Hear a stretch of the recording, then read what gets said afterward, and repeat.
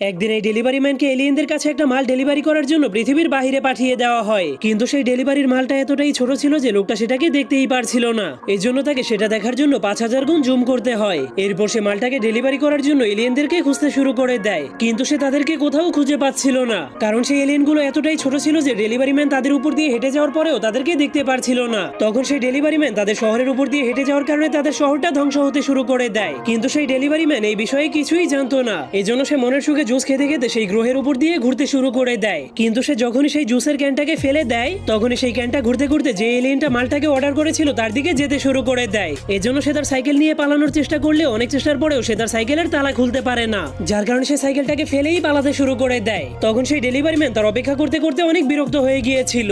এই জন্য সেই এলিয়েনটাকে ডেকে আনার জন্য কল করে দেয়, কিন্তু এলিয়েনটা এত বিপদের মধ্যে তার সাথে কথা বলতে না পারার কারণে ফোনটাকে ফেলে দেয়। এরপর সে হঠাৎ করে নিচে পড়ে গেলেই যখনই সেই ক্যানটা তাকে মেরে ফেলার জন্য তার দিকে আসতে